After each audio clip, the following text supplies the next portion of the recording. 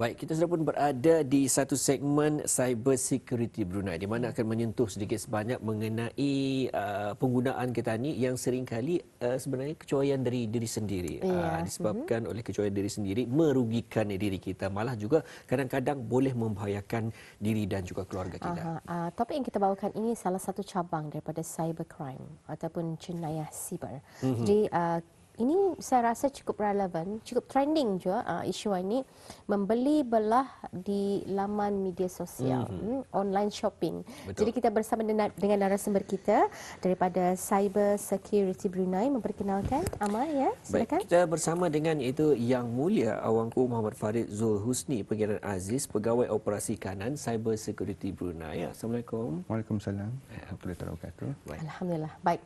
Hotnya topikannya. Ya. Memandangkan sekarang kita begitu dekat dengan sosial media, sama Betul. ada Facebook, Instagram, atau mungkin ada laman-laman sosial lain Betul. ataupun melalui web, berkenaan dengan membeli belah dalam talian online shopping ini. Barangkali sebelum itu Tuan Pangeran dapat juga menerangkanlah sedikit mukadimah berkenaan dengan topik yang kita bentangkan ini. Silakan. Okay, bismillahirrahmanirrahim. Alhamdulillahirabbil alamin wassalatu wassalamu ala asyrafil anbiya'i wal mursalin sayyidina Muhammad wa ala alihi washabbihi ajmain. Assalamualaikum warahmatullahi taala wabarakatuh dan salam sejahtera. Selamat pagi kepada Tuan Amar dan Puan Serina dan para penonton Rampai Pagi pada hari ini. Alhamdulillah, kemarin 15 Julai seluruh lapisan masyarakat di negara Brunei Darussalam dapat sama-sama menyambut dan meraihkan sambutan ulang tahun Hari Keputeraan ke Bawah Duli Yang Maha Mulia Paduka Seri Baginda Sultan dan Yang di-Pertuan Negara Brunei Darussalam ke-75 tahun. Dan di kesempatan ini, hamba Kebawah Duli Tuan Patik dari Cyber Security Brunei ingin merafak sembah ucapan Hari Puja Usia ke-75 tahun ke hadapan Majlis Kebawah Duli Yang Maha Mulia Paduka Seri Baginda Sultan dan Yang di-Pertuan Negara Brunei Darussalam. Semoga Baginda dilanjutkan usia, sihat walafiat, sejahtera serta kekal memerintah atas singgahsana kerajaan Kebawah Duli Negara Brunei Darussalam. Amin amin ya rabbal alamin. Amin. Baik. Alhamdulillah, segmen Berusaha bersiaran lagi pada hari ini untuk membincangkan topik yang berkaitan dengan ancaman-ancaman jenayah cyber. Terlebih dahulu, Cyber Security Brunei ingin mengucapkan ribuan terima kasih kepada pihak Rampai Pagi dan Radio Televisyen Brunei ke atas jemputan wawancara Rampai Pagi pada hari ini dan memberikan peluang kepada Cyber Security Brunei untuk mengongsikan dan memberikan isu-isu semasa mengenai ancaman-ancaman jenayah cyber yang banyak berlaku pada masa ini. Baik. Baik, Kalau dan topik tanda hari ini mengenai dengan online shopping. Kepada media sosial lah. Media sosial. Media sosial ni sebagai contoh Facebook, Instagram, bukannya laman sesawang lah. Bukan. Jadi fokus kepada yang mudah untuk kita ni berinteraksi. Betul. Jadi berkenaan dengan online shopping melalui laman media sosial ini dapat diterangkan juga Tuan Pangeran. Silakan. Episod sebelum ini kita sudah pun membincangkan isu dan cabaran membeli belah dalam talian menggunakan e-commerce ataupun laman e-commerce seperti eBay, Amazon, Shopee, termasuk laman e-commerce tempatan seperti Wilago, Agromarket, Mimanja, Kedai Runcit, Baba Kimco, Social Deals dan sebagainya. Dan topik hari ini kita akan memfokuskan mengenai dengan membeli belah dalam talian menggunakan social media. Di mana kita akan menguraikan lebih lanjut mengenai beberapa isu jenayah cyber yang sering berlaku pada masa ini menggunakan platform social media. Seperti kita semua sedia maklum, selain daripada membeli belah di laman web, membeli belah di laman sosial juga menggunakan semakin popular masanya. Membeli belah dalam talian menggunakan media sosial banyak memberi kebaikan kepada kita ni sebagai pengguna. Namun kita ni juga harus selalu ingat akan ancaman-ancaman yang banyak berlaku pada masa ini apabila kita menggunakannya. Kalau kita ni melihat secara global penularan pandemik COVID-19 banyak berlaku pada masa ini yang memberi banyak impak ataupun kesan negatif pada ekonomi dunia pada masa ini. Di mana setengah negara mengadakan perintah kawalan pergerakan ataupun lockdown dan sebagainya. Secara tidak langsung ianya akan menjejaskan pendapatan terutama sekali orang yang berniaga. Ya, betul. Okay. So jadinya salah satu cara alternatif untuk memastikan perniagaan mereka terus beroperasi adalah dengan menggunakan platform social media ni untuk mengiklankan dan mempromosikan barang-barang perniagaan mereka. Betul. Dan juga kalau menyentuh tentangnya, jadi mau nak mau pembelian ni mereka terpaksa juga menggunakan media sosial. Kalau yang sebelum ini dengan laman sesama, tapi kita fokus pada media sosial. Mereka, mau nak mau mereka akan terpaksa juga menggunakan media sosial bagi untuk berinteraksi dan juga urusan pembelian. Jadi mungkin dapat dikongsikan isu-isu dan juga cabaran yang pembeli dan juga mungkin penjual ini hadapi. Okey, sebelum itu kita kongsikan definisi pembelian dalam talian. So pembelian dalam talian adalah salah satu bentuk perdagangan elektronik yang membolehkan pengguna membeli barang atau perkhidmatan secara langsung dari penjual melalui laman web ataupun aplikasi mudah alih. Membeli belah dalam talian menggunakan social media pula adalah proses jual beli menggunakan platform media sosial seperti Facebook, Instagram, WhatsApp dan sebagainya. Yang dimanfaatkan untuk memudahkan proses jual beli secara dalam talian. Contohnya, Facebook membolehkan pengguna membuat halaman untuk perniagaan mereka, memuat naik produk dan membuat posting promosi. Banyak syarikat dilihat dapat menjalankan beberapa aktiviti promosi di Facebook untuk menjual produk mereka. Malah ianya dapat menaikkan keuntungan dari strategi pemasaran ataupun marketing strategi yang mereka rancang sebelum itulah. So dalam ringkasnya, perniagaan kini dapat beroperasi dalam Facebook dengan mudah dan lancar. Saya akan kongsikan contoh-contoh kebaikan dan keburukan ketika membeli belah dalam talian. Salah satu kebaikannya adalah kemudahan ataupun convenience. Bermaksud pengguna tidak perlu ke kedai, secara tidak langsung ianya dapat menjimatkan masa dan tenaga. Contoh lain pula, laman web menawarkan harga yang murah, mengiklankan promosi dan pelbagai jenis pilihan dan sebagainya. Sekarang untuk membuka perniagaan secara dalam talian adalah begitu mudah. Mereka tidak harus memikirkan modal untuk menyewa kedai dan pekerja. Malah mereka cuma perlukan barang untuk dijual dan akaun sosial media. Dan seterusnya mereka boleh mempromosikan barang jualan mereka teruslah. Manakala keburukannya pula, kebanyakannya kes yang dilaporkan kepada pihak berusaha berkaitan dengan penipuan. Okay. Menurut kaji selidik dan statistik yang dibuat oleh pihak ITI pada tahun 2019, perniagaan cenderung menggunakan WhatsApp, Google Plus, Facebook dan Instagram. Google Plus ya? Google Plus. Sebilangan besar perniagaan menggunakan WhatsApp itu sebanyak 80%, Google Plus sebanyak 36%, Facebook 31% dan Instagram sebanyak 28%. Ini menunjukkan bahawa penduduk negara Brunei sedang gemar membeli belah menggunakan media sosial berbanding daripada laman e-commerce. Jadi itu kajian yang telah pun dibuat pada tahun 2019. Mungkin untuk tahun 2020-2021 ini Telegram. Itulah mungkin saja. Baik, untuk isu-isu yang boleh saja timbul dengan aktiviti online shopping ataupun membeli dalam media sosial ini. Okay, terima kasih. Dikongsikan beberapa contoh mengenai isu dan cabaran tersebut membeli belah dalam talian menggunakan media sosial. Okay, contoh pertama, penipuan. Okay. Apabila produk ini dijual dengan harga yang murah, daripada harga kebiasaannya. Setentunya tujuan adalah untuk menarik perhatian daripada pembeli.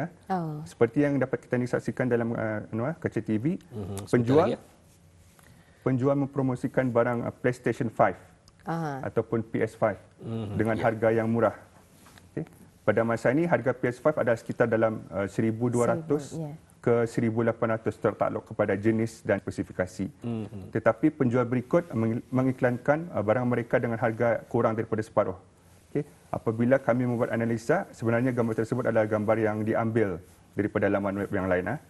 Dan contoh lain pula ialah penjualan telefon pintar dengan harga yang begitu murah dari kebiasaannya. Dalam arti kata lain, promosi harga too good to be true. Okay. Dan isu dan cabaran kedua pula merujuk kembali kepada isu dan cabaran yang pertama tadi. Apabila pengguna sudah terpedaya dengan tipu helah mereka, pengguna selalunya diarahkan untuk membuat pembayaran pendahuluan ataupun pembayaran deposit ataupun pembayaran secara penuh, full payment, tertakluk kepada setiap penjual. Dan pembayaran tersebut dilakukan ke luar negeri untuk berhak mendapatkan harga yang diiklankan. Malangnya apabila pembayaran sudah dibuat, penjual ataupun penipu tidak menghantar barang yang dibeli dengan memberikan pelbagai alasan yang tidak munasabah. Okay. Malah mereka akan menyekat mangsa dan deactivate akaun sosial media mereka juga. Yang seperti kita saksikan sekarang ini adakah ianya ataupun gambar sebelum tadi? Ini contoh penjualan. yang sebenarnya boleh mengundang satu penipuan juga sebenarnya ya. Mempromosi produk tapi ni orang kadang-kadang indah jelas benar tu Ya. dan seterusnya mungkin kepada isu dan juga cabaran-cabaran yang sering saya terjadi. Bagaimana Tuan Pangeran? Teruskan. Okey, cabaran seterusnya, barang yang dipesan atau dibeli tidak sama seperti yang diiklankan dalam laman sosial media seperti peribahasa Ketani, indah kabar daripada rupa. Seperti yang kita dapat kita saksikan dalam kaca skrin. Mungkin dapat kita saksikan bersama indah Okey. kabar dari itulah. rupa. Tadi pun sedia maklum, sesiapa saja boleh menggunakan perisian penyunting foto ataupun foto editor untuk Suntingan. menyunting gambar Menyunting. tersebut supaya kelihatan lebih menyerlah dari kebiasaannya. Ya. Tapi ini lebih berbeza, Berbeza daripada dengan gambar yang disangkakan. yang disangkakan. Ya. So perisian tersebut boleh didapati dengan percuma sama ada menggunakan laptop ataupun terus ke telefon pintar. Betul. Dan salah satu aspek yang perlu diambil kira ialah pemilihan warna. Okay? Seperti ada yang laporan yang kami terima mengenai dengan isu ini, macam contohnya gambar yang diiklankan atau dipromosikan itu berwarna merah. Apabila transaksi proses jual beli dilakukan dan barang datang tersebut, barang itu sebenarnya Berubah berwarna sedikit. merah jambu. Merah jambu. Jadi mungkin Pemilihan warna. adakah itu salah bagi penjual ataupun salahnya dibagikan kepada pembeli? Mostly menjurus kepada pembeli lah. Pembeli seharusnya banyak berkomunikasi, bertanya apakah warna tersebut sebenarnya. Pasal kadang-kadang yang kita ni lihat macam warna hijau, tapi apabila sampai warna biru. Itulah yang kita bincangkan tadi. Bincangkan. Seperti di Kaca TV Audio, mungkin Audio sedang menyaksikan baju saya ini berwarna biru. Tapi sebenarnya secara realitinya hijau. hijau. Itulah jadi perbezaan. Jadi terpulanglah kepada So saya pembeli. sebagai pembeli sepatutnya bertanyalah apakah warna baju ini sebenarnya. Ya, dan juga Untuk kalau memastikan. dikutkan ada kod-kodnya betul. Yes, sepatutnya lah. Mungkin wanita lagi tahu ni. Kalau tudung bagaimana? Warna tudung Sarina bagaimana? Ada nyorang beberapa color ataupun beberapa warna yang tadi faham. Nyorang memudahkan perniagaan ni. Kalau orang yang dapat berfikiran logik sebenarnya, kita ni menggunakan teknologi untuk mempromosi marketing strategi kita ni. Kita ni sebagai pembeli pun patut faham penataan cahaya daripada kamera telefon ke ataupun mungkin kamera tu tadi patut faham. Dan kadang-kadang ada deskripsi daripada penjual itu sendirinya. The colours may be vary from the exact Ya, betul. macam tu. Jadi kita ni patut faham betul seperti Tuan Pangeran katakan. Amalkan bertanya, amalkan membaca sehingga habis barangkali Tuan Pangeran. Dan sebagai salah satu tanggungjawab sebagai penjual je yang beretika, ia akan menunjukkan ataupun mengongsikan kalau boleh macam kod-kod dan sebagainya, macam tudung berwarna merah. Turquoise, saya kurang faham je dengan warna-warna Tapi ni. kadang-kadang Banyak kalau sudah sebetulnya. menjadi pembeli itu Tuan Indah tak mau tahu tu macam di mana lagi merujuk kod kala ni. Asal lawa soalnya. Lawa dipandang mata, apa yang dia tak tahu, tak kali ni sama, tapi kecewa bila sampai kecewa produk sudah tu. sampai barang. Tapi ini terpulang juga sebenarnya kepada pembeli sebetulnya ya. Baik, jadi mungkin dapat seterusnya lagi. Itu kita tinggalkan lagi. Itu terpulang kepada bis kita untuk memikirkan ini adakah had bagi diri kita ni ataupun sebenarnya kepada pembeli ataupun kepada penjual. Jadi yang telah pun dikongsikan tadi bersama dengan Tuan Wangku Muhammad Farid di mana ianya adalah salah kepada pembeli, di mana indah bertanya ataupun kurang bertanya. Jadi untuk seterusnya Tuan Pangeran.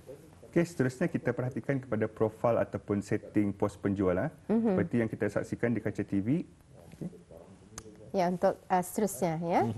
Kita lihat dulu kaca TV. Okay, sebagai amalan terbaik ataupun best practice, kebiasaannya pihak kami selalu menasihatkan kepada pengguna untuk membaca komen atau maklum balas daripada pengguna-pengguna yang lain yang pernah melakukan proses jual beli sebelum ini. Namun dalam kes ini, kalau kita perhatikan, profil berikut ataupun ruang komen telah ditutup ataupun di-disable. Okay. So ini adalah untuk mengelakkan mereka daripada diberi ulasan yang negatif. Okay, ini salah satu cabaran juga. Ya. Dan berikutnya, ini berkaitan dengan isu jual sebelum ini, iaitu menasihatkan untuk pengguna untuk sentiasa membaca komen atau feedback daripada pengguna-pengguna yang lain yang pernah melakukan proses jual beli. Walau bagaimanapun, dalam hal ini penjual telah pun memberikan komen yang palsu. Berkemungkinan komen dari dirinya sendiri, dari kawannya, menggunakan akaun media sosial yang lain. Jadi dalam kes ini, kita sebagai pengguna harus bijak untuk membezakan komen yang palsu dan yang sahih. Nyorang macam-macam cara kaedah. Macam-macam cara Bukan yang- saja nyorang berniaga ni ada strateginya, tapi itulah penipuan ataupun kira Penipuan pun strategi ada marketing strategi juga juga. untuk Betul. melakukan produk. Baik, seterusnya Tuan Pengiran. Okey, dan yang terakhir, ketika dihubungi, mereka selalu memberikan banyak alasan yang tidak munasabah. Ya. Ada yang tidak membalas langsung, ada yang menyekat akaun mangsa dan ada yang deactivate akaun media sosial mereka kerana duit sudah diterima. Okay. So, mereka akan membuat akaun media sosial lain lagi mencari mangsa yang lain pula. Ya. Tapi Tuan Pengiran, kalau di negara kita ni Brunei Darussalam, adakah keses tempatan sesama peniaga dan penjual? Selalunya kalau macam mana yang akaun kena blok dan umpamanya ni ataupun transaksi sudah dibuat secara transfer, itu lebih kita ni kaitkan dengan apabila membali barangan di luar negara daripada umpamanya pemborong pakaian dari luar negara. Tahu-tahu sudah mengantar duit pembayaran, Indah datang. Kalau di kalangan tempatan sendiri ada berlaku? Yes, Memang kami ada juga menerima laporan mengenai juga aduan daripada penjual tempatan juga.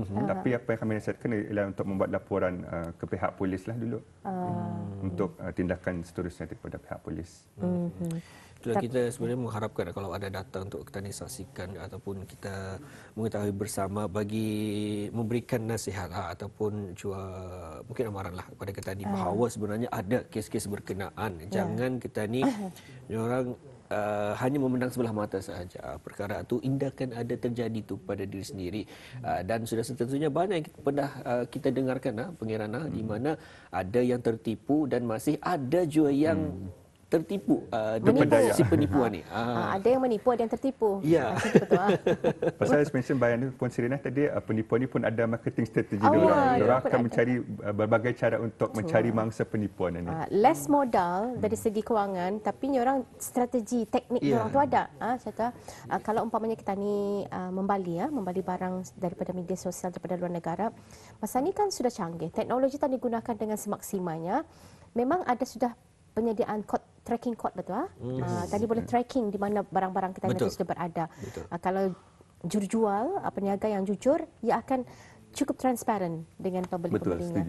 Tapi barangkali Tuan, apa agaknya nasihat ataupun langkah-langkah keselamatan yang perlu juga diketahui oleh masyarakat kita ni? Okay. Dikongsikan beberapa langkah keselamatan seperti berikut yang kita boleh saksikan di kaca TV. Yang pertama ialah pastikan menggunakan peranti yang selamat. So, komputer ataupun telefon pintar yang dilengkapi dengan perisian antivirus yang dikemas kini dapat melindungi maklumat peribadi anda daripada perisian pengintip, virus, malware dan ancaman-ancaman lain.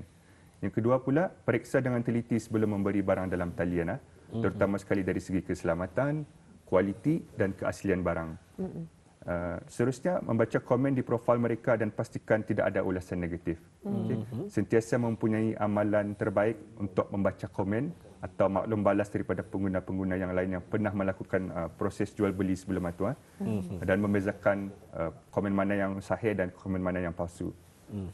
Dan seterusnya, sentiasa berwaspada. Okay. Kita sebagai pengguna harus membuat pilihan yang bijak. Okay. Jangan mudah terpedaya. Dan yang terakhir, jika anda menjadi mangsa penipuan, sila makluman kepada pihak bank atau syarikat pengiriman wang tentang penipuan tersebut. Seboleh-bolehnya dalam masa 24 jam transaksi dilakukan.